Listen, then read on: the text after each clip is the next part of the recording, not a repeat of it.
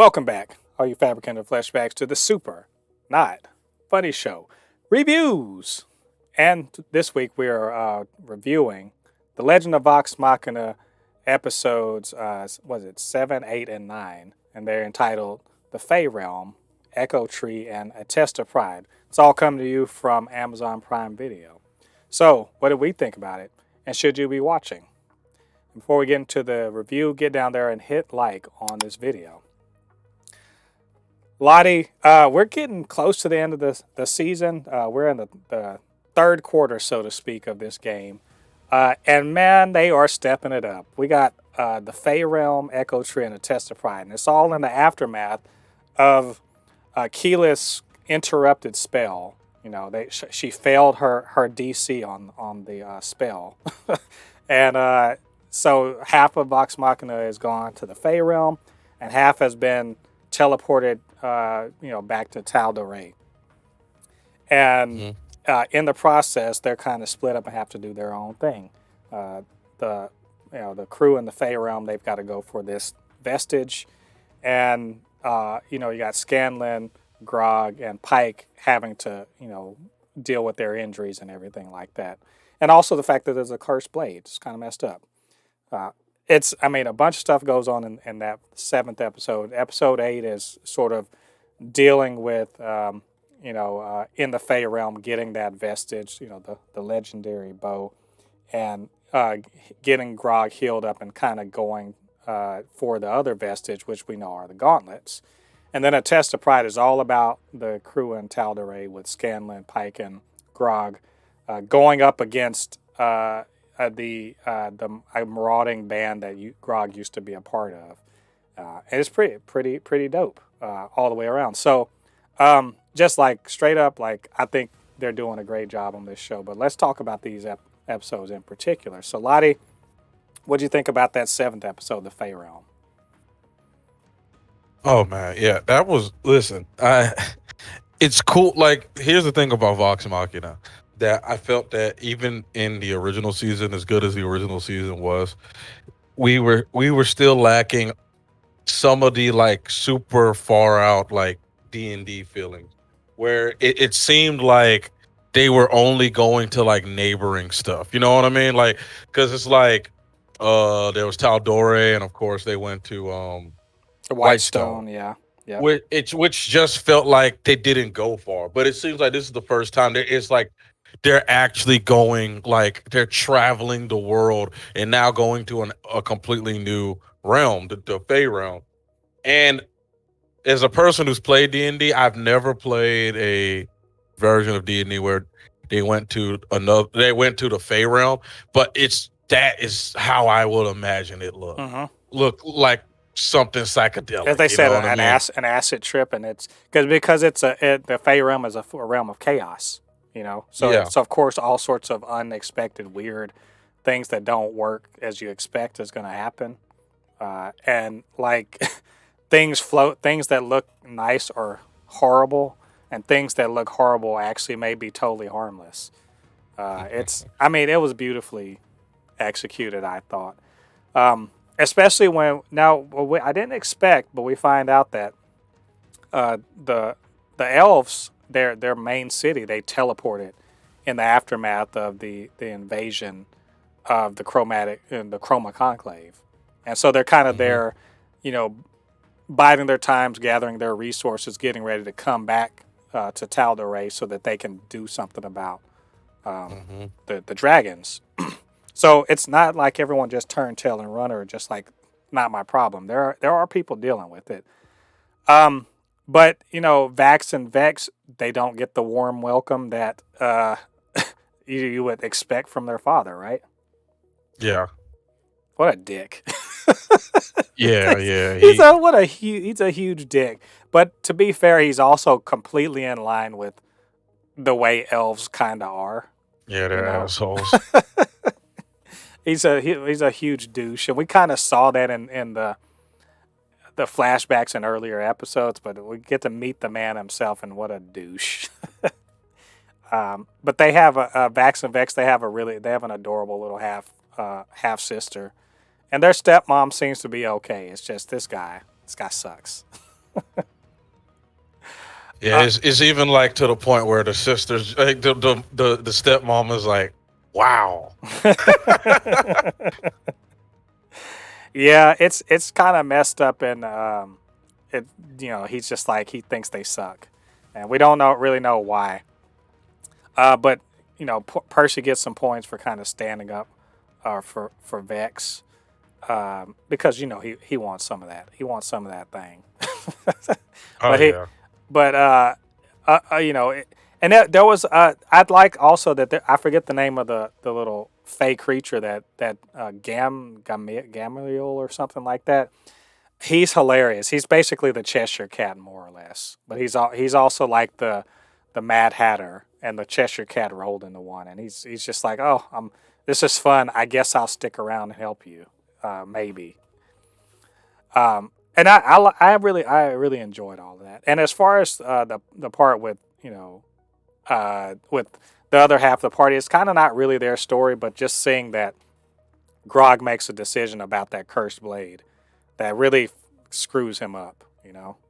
Uh, Ye- yeah. what okay. What I'm gonna guess he lost levels. Oh yeah. I think He, he he probably lost like four or five levels when he broke that sword. yeah, he definitely that thing because think of it as a vampire blade. Like think because Yeah. when vampires when they feed on you, they take levels. And this is pretty Yeah. much he's been feeding this thing, and when he breaks it, it's been it's basically sucking the levels out of him as a part of the curse. So I mean, man, it's so Grog being like being wimpy and stuff is like it's hilarious. But he's still funny. He's still an idiot, but he's not stupid. And you sort of see it play into the next couple episodes. Yeah, honestly, it was a little thing that I'm like, is Grog just been playing that he's stupid this whole time?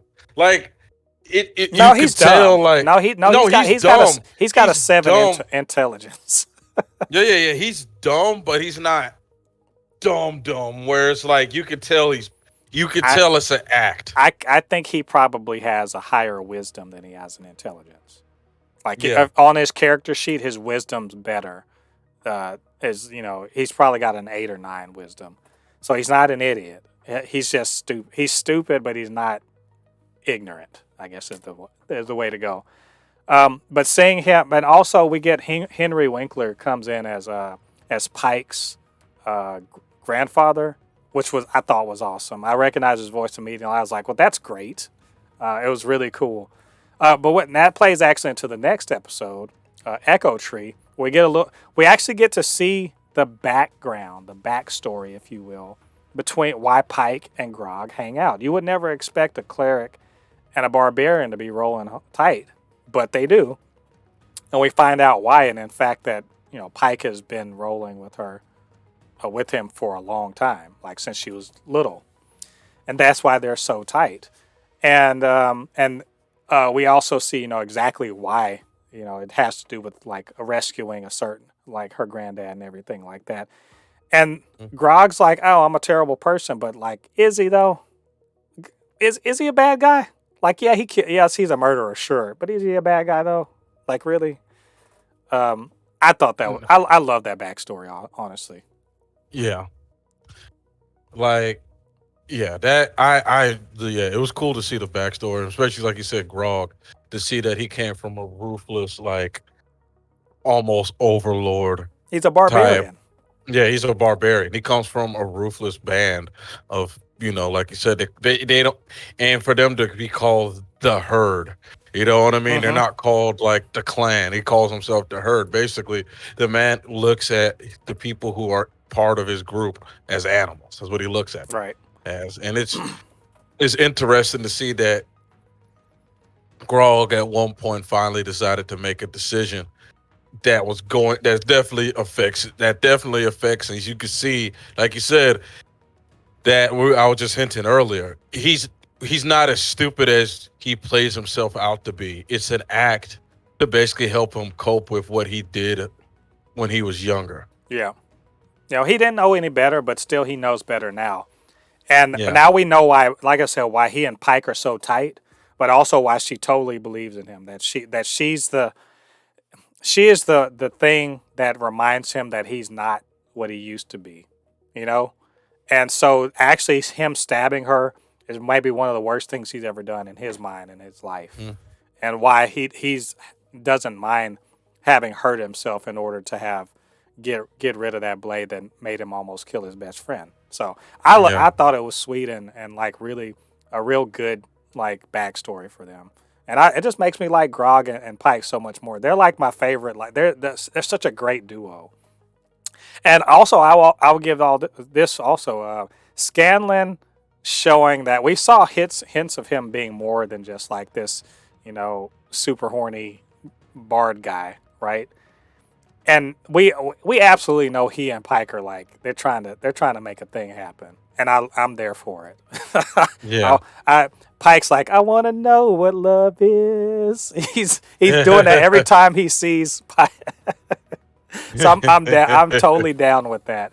And so that leads into like the ninth episode, the test of pride, which is all we don't see any of the the fairy realm stuff. Nope, we don't see the fairy realms. This is all about Grog, Pike, and Scanlan trying to get into the city to see about those gauntlets, and in the process, sort of getting caught up in helping out a group of people that have managed to hide from the herd and from the the dragon and everything. And we see that the herd is they're working for the dragons to collect gold for some stupid reason. And for another stupid reason, like the ancient red dragon doesn't seem to give a crap about the vestiges, and Umbrasil, the black dragon, is like, but wait though, we should. And he's like, nah, it doesn't matter. So for some stupid reason that the big bad, he's not smart enough to know better. But that still leads us to the fact that the herd is working for them, and they're murdering people who can't bring treasure and everything. And they just like, yeah, I'd rather, rule in hell than serve in heaven or some shit like that. And then we see like all the the complete backstory of Grog and his uncle and everything, and just how he almost got killed and all that stuff. It's fun stuff. Like this, we definitely see like in these episodes, 5 or 6 episodes, they've been trying to level everybody up, right? And so this is Grog's, the path towards going from what he was to being good enough to fight a dragon. And also we see Scanlan being like he's so fucking cool in this. I love Scanlan is my dog, and I love seeing him just like be I'm all for me, but except I guess I'll be a hero too. Damn it! If I must. Y'all have heard of me? Oh, did y'all get my good side? I mean, he's that's the dude right there. What's I've been talking a lot. What did you think about this episode? So okay, here's my thing. So I'll say this. I think what was the Storzak or Thorak? What's the name of the dragon? The red dragon. I always forget his name. The ancient. That's to me the ancient. But I think he kind of has a point when it comes to the vestiges, in the sense of this. You're getting so caught up with the vestiges that you're ignoring what our whole goal is. You know what I mean? We want to become gods. We just don't want just powers of gods. We're trying to, like, this is the next level. Because honestly, if they get what they're looking for, who cares about the vestiges? They're gods. Mm-hmm. You see what I'm saying? So I can kind of see what he means by like, because at the end of the day, it's like, I was explaining this to somebody watching the show, because they were saying the same thing. It's like, why does he not care about them getting these vestiges? Because I said, I was telling like my friend who I was watching the show with, I was like, you have to understand, they're getting all of this just so they can even get into a fight with them. Yeah. This is not for them to beat. This is not like this is a guarantee. This is just for them to just not die in one hit. You know what I mean? This is just for them to be able to fight a dragon. An ancient dragon, because to that acid dragon, he's not an ancient. You know what I mean? Because let's be honest, that vampire sword, even it got to the skin. It was messing that acid dragon up. Even though the acid dragon would have killed Grog, still, if Grog would have stayed in that fight, it probably would have mortally wounded that thing. It probably would have been messed up for a while. The red dragon, that red dragon would have the red turned Grog dragon, into a yeah, barbecue, the red man. dragon is like a kind of a 20th level sort of fight. That's honestly He's literally he can cleave a mountain with his breath. He literally cleaved a mountain with his breath. but Like to him, it's like it, I got a shape changing sword though. I've got a bow. um, I, which was really cool, by the way. The yeah, vestige bow. yeah. I didn't cover that. Yeah, in the previous episode, so I forgot. Um, yeah, the whole bit with fighting that that twisted fae that was in the swamp, that was pretty dope. But it was really more about Vex kind of dealing with her daddy issues, because she was Yeah, already powerful enough to get the vestige in the first place. And that dude making that twisted fae making the wrong decision of trying to play up to her daddy issues when he should have been helping her kind of move past them, and she totally kicked his butt, and it was earned. yeah, And I love these parts. This is the part where, again, if you've never played D&D, you don't know this, but everyone in the party, in order to make to make the final encounter make sense, this is the DM saying, "Hey, I'm gonna level you guys up, but you got to earn it. We're gonna work you through earning what you need to kick ass." And yeah. it's good. Like, you earn your power up so that it feels good when you win.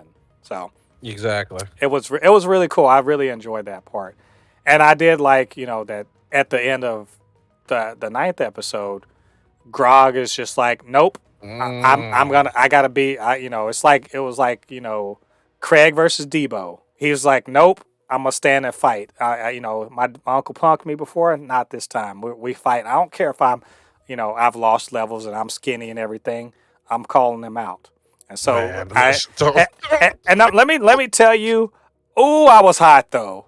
I was hot at the end of that episode. I was hot at the end of that episode. So I was like, how you gonna have Homeboy roll up and then be like, we'll catch you next week? I bet you if y'all don't stop playing. Now, I hopped up out of the couch and I was like, how dare you? Man, don't even get me started. When I saw that, when that man said, when he called his uncle's name, I said, "Oh no, wait, how much time we have left now?" It's a good cliffhanger. I'm making fun, but it's a good cliffhanger. I was just hot though. I was like, bitch, you making me wait the next week? How dare you?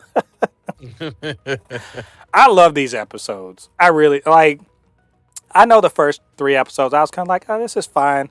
But man, the last 6 have just been like hitting hard, and it's ramping up exactly the way I want to see a show like this go. So I'm happy. I'm hyped. The season finale is gonna be like hardcore.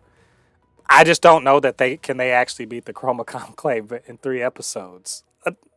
They haven't even leveled No, Percy. no, They haven't leveled Percy up yet, no. and they haven't leveled Pike up yet. This is clearly going to be leaking into season 3. This Yeah. is like season. This season was all about uh giving Grog, and this was supposed to be about Grog, Grog, Scanlan, Keyleth, yeah. Well, Grog, Keyleth, Keyleth. Vex, and Vax have gotten their power ups. Yeah, Uh, you know, Scanlan had it for a minute, but it got stolen, and Pike had her kind of power up, but she needs to kind of level up too.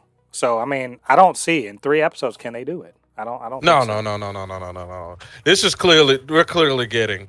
Clearly, the dragons are going to be a season 3 thing. I think they're going to kill the black dragon, the acid dragon, Yeah, that would and be cool. at the end of episode 12, Yeah. and they're probably Yeah, you're right. Umbrasil has kind of been the cloud over the team for the season. yeah.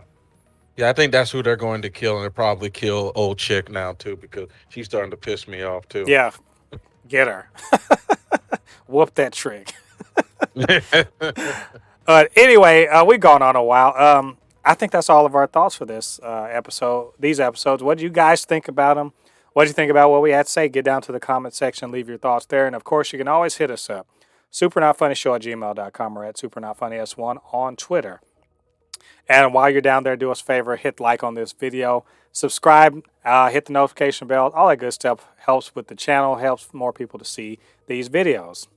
All right, all you Fabricans and Fleshbags, thanks for joining us. Come back next week. We're going to be doing the finale, the final 3 episodes of Vox Machina.